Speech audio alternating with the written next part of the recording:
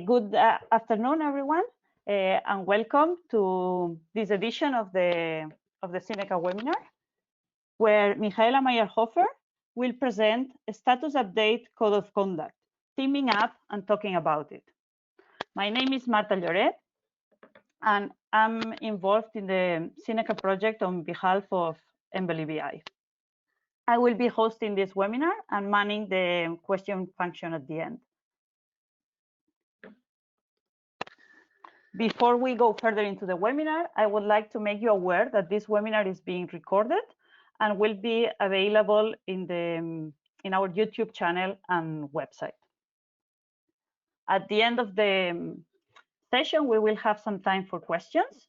And if you have any questions, you can enter them in the question box on the GoToWebinar app.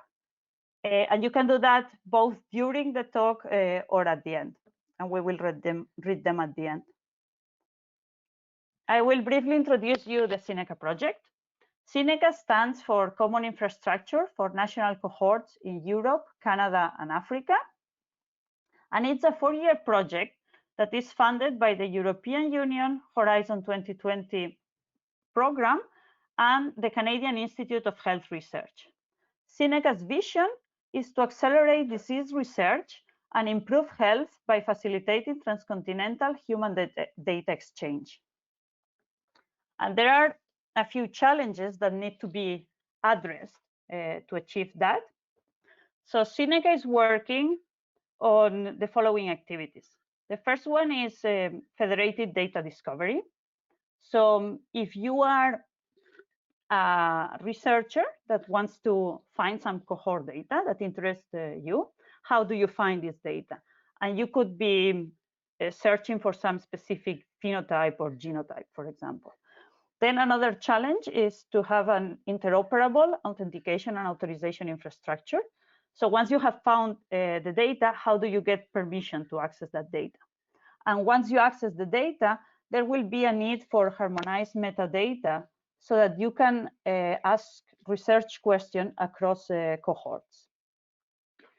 The ultimate aim of Syneca is to enable federated data analysis in research and healthcare applications. So Syneca works with a set of demonstrators across cohorts in both research and clinical settings. And on top of all those challenges, there is a need of a transnational harmonized ELSI framework to address any ethical, legal, and societal issues. In addition, Syneca also has an outreach and training program to raise awareness and capacity building in all these areas. If you want to know more about Syneca's activities and stay informed about our events, you can contact us on Twitter, follow us on Twitter at Syneca Project, or check our website, synecaproject.eu. Today's speaker, Michaela Mayer-Hofer, is a political scientist and historian by training. She was educated in Vienna, Louvain-la-Neuve, Essex, and Paris. In 2010, she earned her PhD from both the École des Hautes Études en Sciences Sociales and the University of Vienna, which was shortlisted by the Austrian Society for Political Science for Best Thesis 2010. Prior to her involvement in BBMRI-ERIC, she was investigator in several national and international research projects, focusing on the politics of biotechnology and the life sciences, especially the governance of biobanks. Her academic career led to various positions in Austria, the UK, and Switzerland. Since 2019, she serves as the head of ELSI Services and Research of BBMRI-ERIC, was co-interim director between February and August this year, and coordinates the Code of Conduct for Health Research Initiative. And at this point, I will hand over to Michaela. It is a pleasure to be part of the Syneca project, and it is a an exciting road and challenge to embark on the road for the Code of Conduct. And today I'm talking about the Code of Conduct's status and how we aim to team up with other initiatives. As it's been a long time since I spoke about the Code of Conduct, it is worth remembering that the Code of Conduct is a tool described in the General Data Protection Regulation in Article 40, further specified in Article 41, where it says in the first paragraph, the member states, the supervisory authorities, the board and the commission shall encourage drawing up the codes of conduct intended to contribute to the proper application of this regulation, taking into account the specific features of the various processing sectors and the specific needs of micro, small and medium-sized enterprises.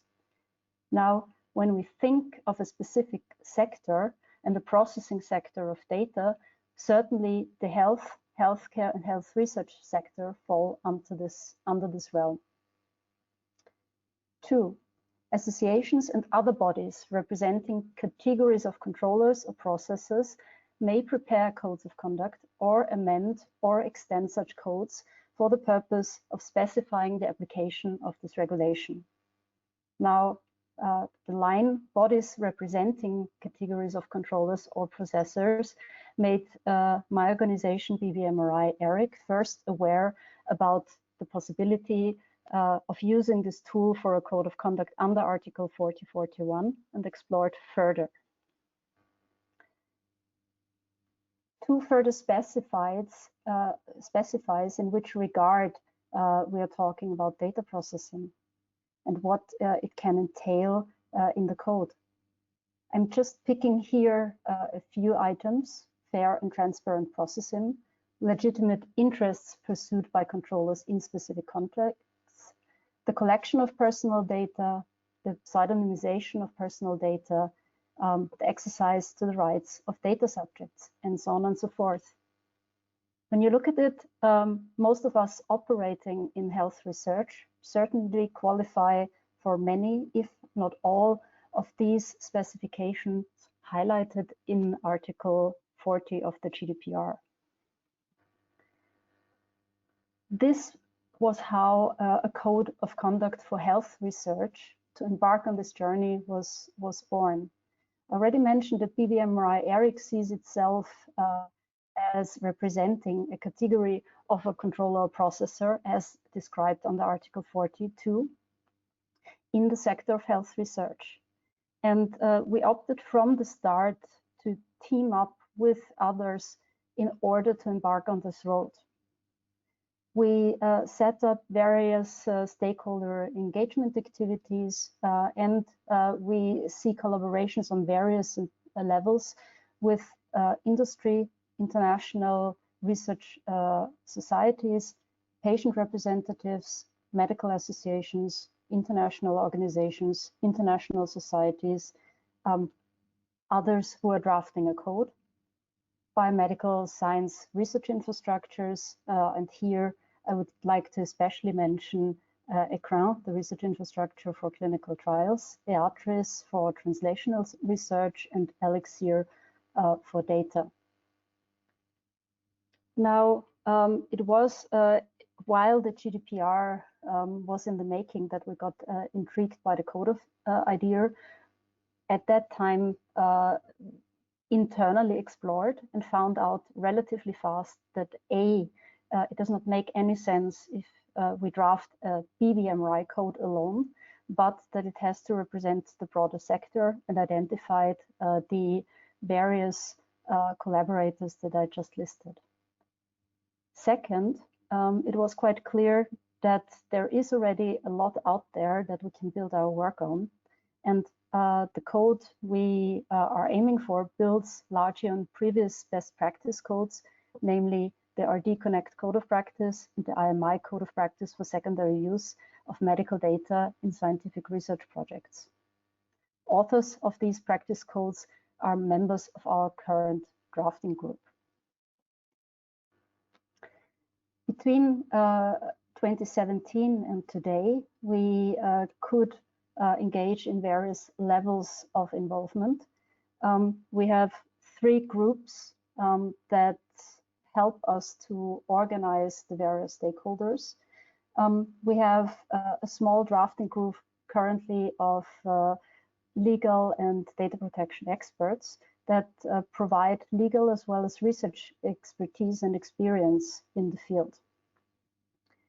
We have the forum that groups together all those individuals and organizations that shared with us that they are interested in a code and would be interested in learning more, seeing drafts, commenting on various levels, and ultimately public consultations. Lastly, what we called reference groups, those come and are grouped together from all those in the forum where we see certain groups represent a specific expertise. That can be genetics and genomics, that can be patient representatives. Is the text that we're proposing, say, understandable? And those reference groups include experts consulted on an ad hoc basis to inform the drafting of specific sections. You see in the graph that all those groups are in various levels interrelated. You also see that we aim with a dialogue with other groups that are drafting a code, European and nationally. I will come to those later again. What is the scope of the Code of Conduct for Health Research? Well, health research today takes place at the intersection of machine learning and healthcare, especially in relation to the secondary use of data.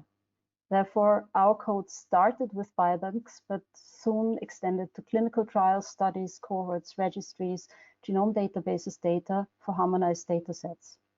It also needs to consider links to patient-owned data and electronic health records.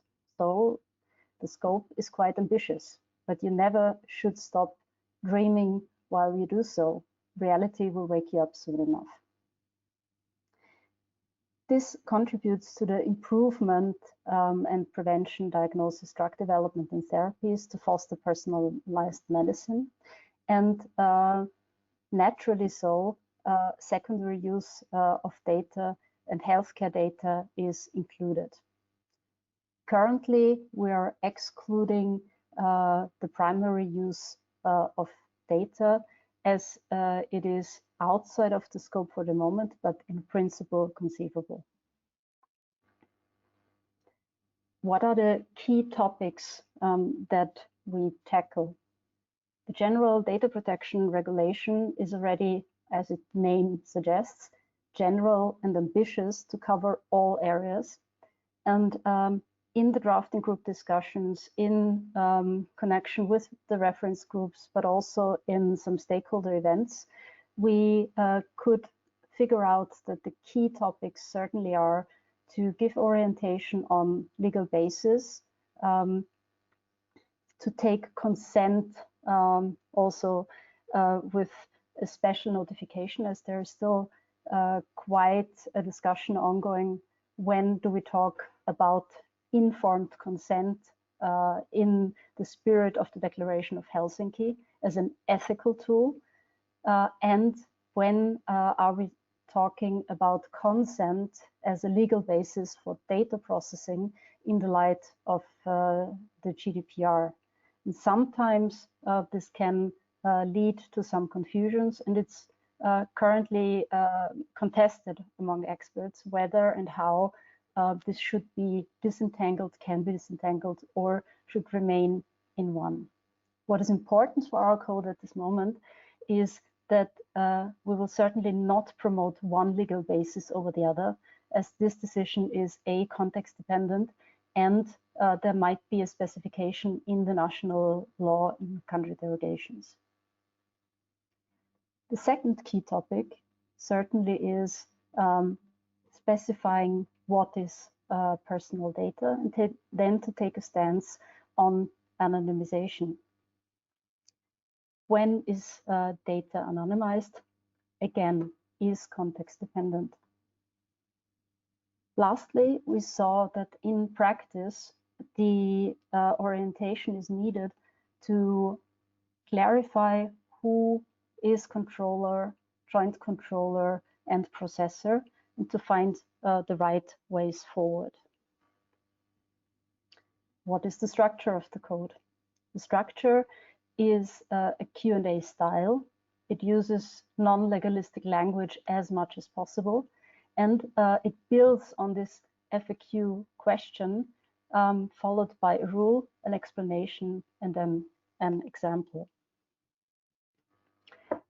The example I want to present here in this webinar is on personal data, where the rule that is currently in our draft text is that data may only qualify as personal data due to additional information that is available for identification. The explanation is then the status of data as personal data depends on who gets to know the data and what other information is available to him. The example, the name Peter Smith is not enough information to identify somebody globally, but it's certainly very likely that it would be sufficient in a classroom. The same research data set might be considered anonymous if access is controlled and the data only available for research projects, which have undergone an ethical scrutiny, whereas it might be considered personal data if published in an open access database on the web. This is due to the fact that the more people have access to the data, the more likely it is that some people with additional information or other means of identification at hand will have access to them. As you're probably thinking now, open access is then the next key question to follow up and issue specifications, as it is critical not only for Cineca, not only for BBMRI, but for our whole research sector. When we started out, there was no guidance on how to draft the code of conduct and what is expected on the governance of it. That has been, in the meantime, corrected by the EDPB that issued a guideline on the governance of the code or any codes that will be turned in. And those guidance notes and consecutive elaborations with EDPB clearly state that the governance of the code that ensures the adherence of those who commit to the code is equally important as the code text itself. In a nutshell, no rule is worth anything if it cannot be followed up on. For our code, we are currently not decided fully what modes of governance we are doing. It might be in-house with a guaranteed operational independence to set up a society just for the purpose, or to have it outside to ask one of the companies that now specifies or makes it a business model to monitor code of conduct under Article 40, 41, or to join already an existing oversight committee.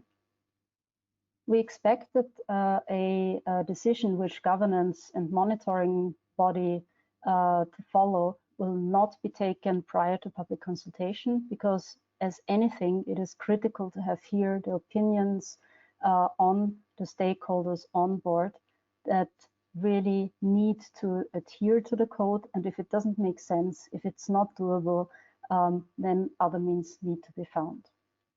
Again, the EDPB is very clear that the content of the code is equally as important as solid governance. For us, our initiative, the key focus is certainly to have independence of the governing body, and to have the acceptance of the governance body by the community. Therefore, equally so, the proposal for a governing body also needs to be scrutinized in public consultation. The guiding principle, as you might have assumed from my talk, is really ensuring acceptance of and adherence to the code early on.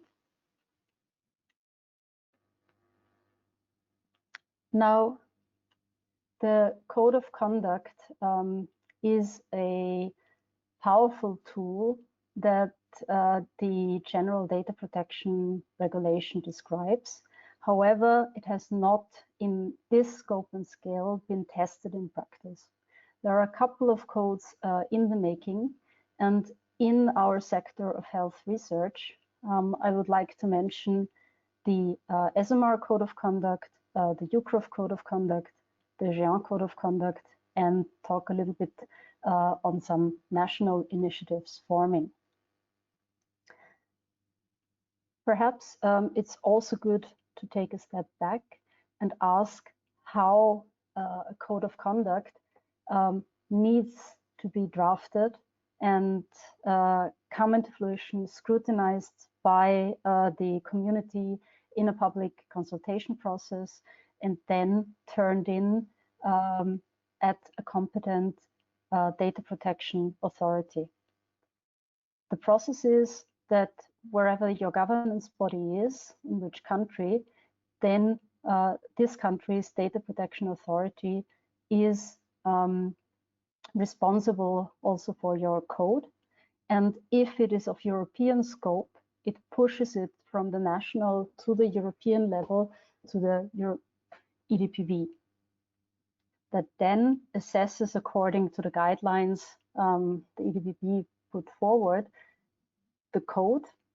This probably goes through several rounds, and once approved under Article 4041, the code becomes a powerful tool to specify the GDPR and reach more legal certainty than we have now. It can be a tool to facilitate and speed up research. When we look at those who have complementary codes or intersections to our sector, the ESOMAR Code of Conduct is certainly the one where the least overlaps are, as health research is currently out of their scope. However, the interest of setting up a governing body and maybe in the long run being complementary to it makes sense. UCROF, on the other hand, is a non-profit entity representing the interests of CROs in Europe and prepares a code specific for service providers where it specifies the rules that service providers have to follow in the context of CROs. So the classical orientation are IT solution vendors. Here the overlap is in the sector of clinical trials and in the sector of health research. UCROF is supported by the French Data Protection Authority to turn in their code, and this expectantly will be pushed in the next couple of months from the French to the European level. It is not yet a public document. The GÉANT Code of Conduct describes an approach to meet the requirements for a federated identity management and has been in the making a long time. Here, GÉANT started out while the directive was still accurate, and then wanted to adapt their drafting to a code of conduct under Article 4041. Also, the simple orientation of one simple task of federated identity management took them several years to come to a good draft that you can access by simply typing Géant Code of Conduct into Google. Now, talking a little bit about national initiatives from the Netherlands, Norway, Belgium, Poland, and Italy. Here, I would like to start with our colleagues from Poland, from BBMRI Poland, where they went for a national code of conduct. Poland does not have a biobank law and relies heavily on consent as a legal basis for data processing. So they thought of making data processing and the code of conduct as a critical and useful tool for clarifying the GDPR and for simplifying data processing in the context of biobanking. They had, over the last couple of years, extensive national stakeholder engagement, have now talks with the National Data Protection Authority, and are assessing what governance mode they should go for.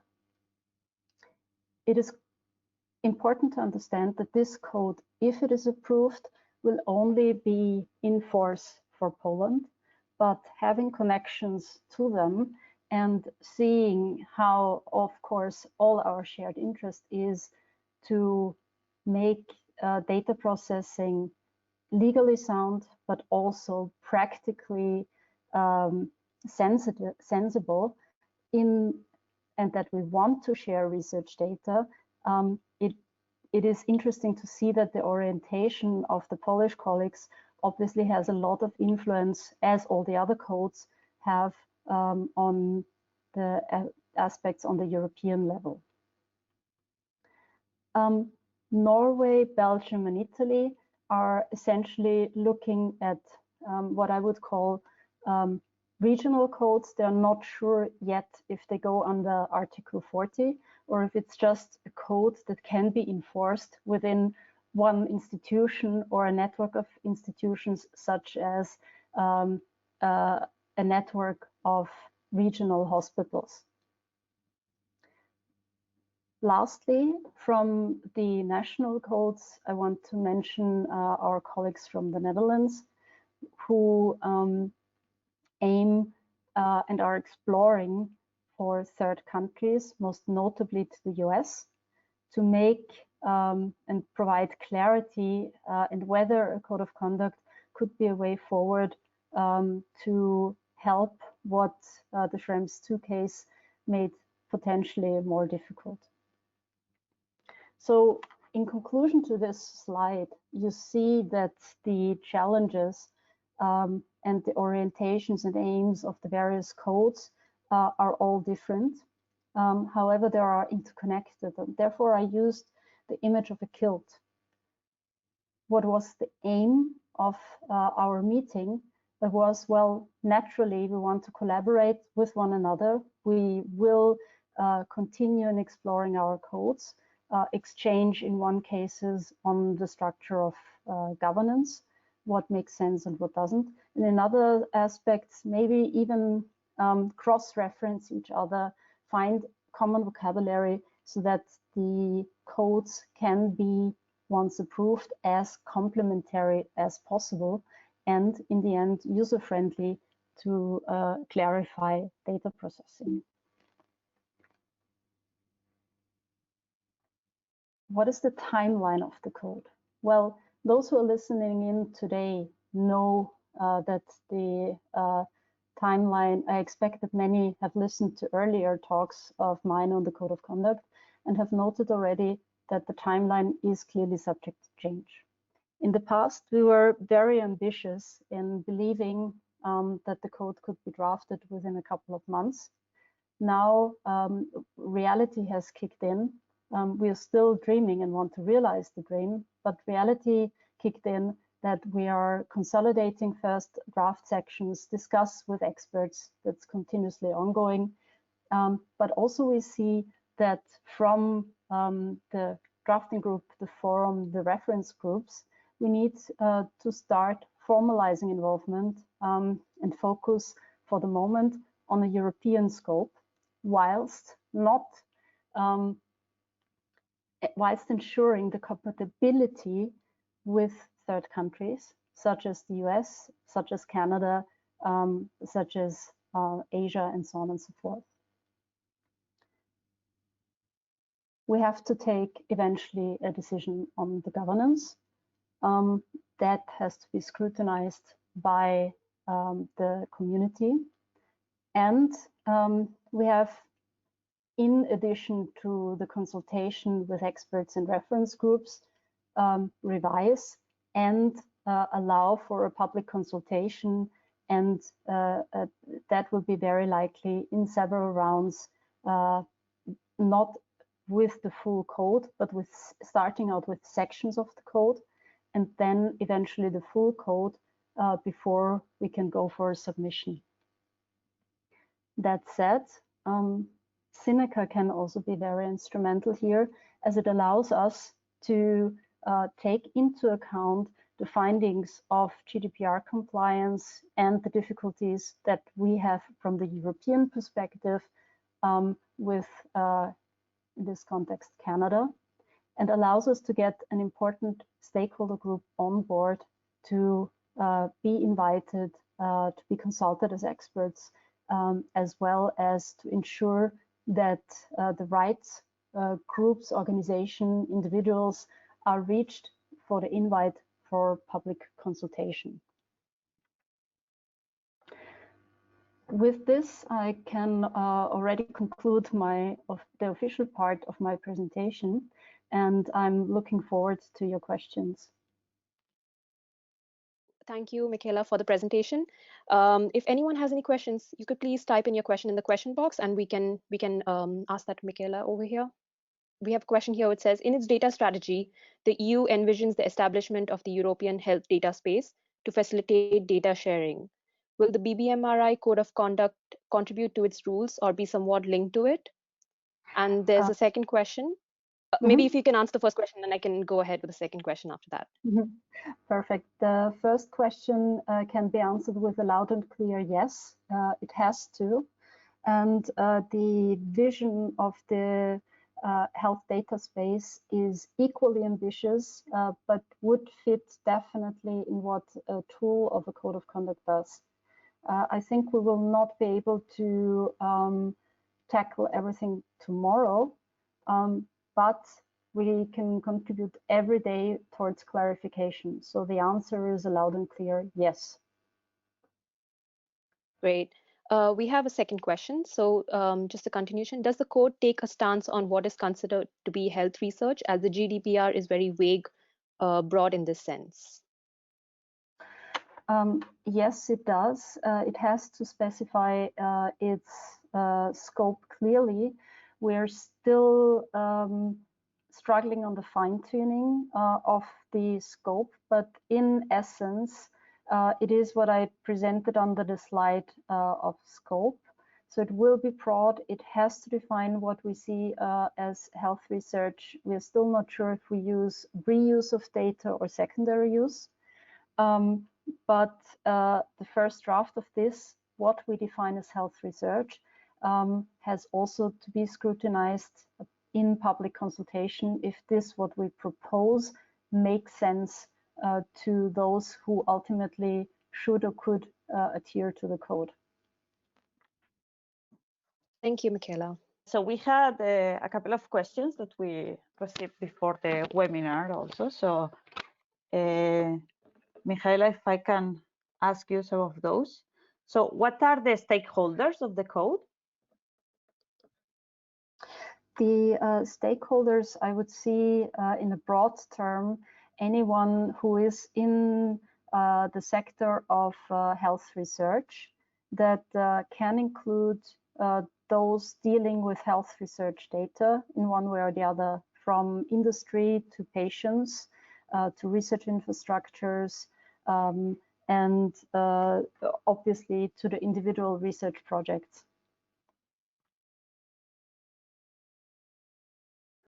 Thank you. So another question is, how important is a public consultation process?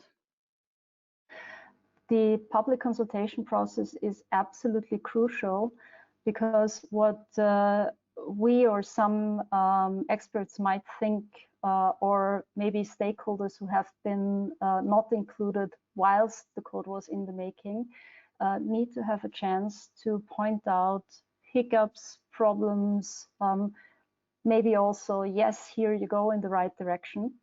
And that is the, I would say, societal element to it. There is also the obligation to do so, as I see it, that any code has to showcase that it makes sense for the specific sector, and how else to do it without consulting the community. And if we did it right, then there will not be there will be fine-tuning, but not issues on the concept or the proposed solutions or interpretations itself. I expect that the consultation process will take a couple of rounds, at least 2 for sure, and anything in that sense has to be well, or let's put it different. If we come up with a code, claim that, or even showcasing, yes, we have consulted some, but not widely the stakeholders that we put together, then with the criticism that we can get, we can also say, well, we represent only a few stakeholders, or we represent others. And if the code is accepted by the European decision makers, the EDPB in the end, it is at the end a soft law. And in order to be meaningful, it would be just foolish not to go for public consultation. Thank you, Michaela. We just received another question from Emmanuel Rial Sebag, who says, thank you for this presentation. Even this code does not aim to take position on the legal basis for processing the data. This is the main problem as for today's practices. How to handle this issue in the code? We will issue that in certain aspects, in certain regions, this legal basis is chosen over another to help the various sectors which and the various consortia which legal basis to take. I want to use the example of Germany. In Germany, informed consent as a legal basis will very likely remain, whereas in northern countries, the tendency is to go more for public interest. What is important is that the code allows to showcase why it is gone in a certain direction, hopefully to also make the case why this could be an argument to go in a specific other country for this or that code. And ultimately, the important part is to have identified the appropriate legal basis, or even multiple. So it could be both consent and public interest. However, what I believe is a side effect of the code is, while we are in the drafting process or conceptualization process of our orientation, we see where the tendency goes. We see where we still need to make the case, sometimes also to national legislators. And here we can help each other quite a lot in making the appropriate arguments why research needs to be enabled. I hope that answers the question. Thank you, Michaela. In that answer, you talked about different European countries, and that links to another question we have, which is the code initiative only focusing on Europe? For the moment, we are focusing only on Europe, as it is ambitious as it is. Within the Seneca project, however, we have the possibility to also include a section on third countries and to make the code as compatible as possible for third countries as well.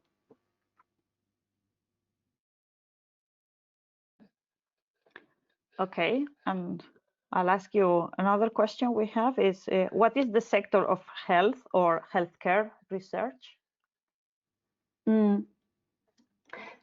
The sector of healthcare research is wherever we are dealing with the reuse of data, not for primary care, but for any research that might be ongoing, whether it is in the EU or in other countries, in transnational consortia, and so on, for the benefit of advancing through research, ultimately healthcare. Thank you. So I think we don't have any more questions. If no one wants to ask any more questions, I'll just make an announcement for our next Seneca webinar, which is entitled Data Gravity in the Life Sciences, Lessons Learned from the Human Cell Atlas and Other Federated Data Projects. And it will be presented by Tony Burdett from Embely BI. It will be on Thursday, the 12th of November at 4 CET. This is a new date. Unfortunately, we had to change the previous date. So if any of you have seen it on the website, it might have been a different, seen a different date, but it will be on the 12th of November. You can register on our website. So thank you very much for your attendance, and see you another time. Thank you indeed. And if there are any questions, don't hesitate to contact me also bilaterally.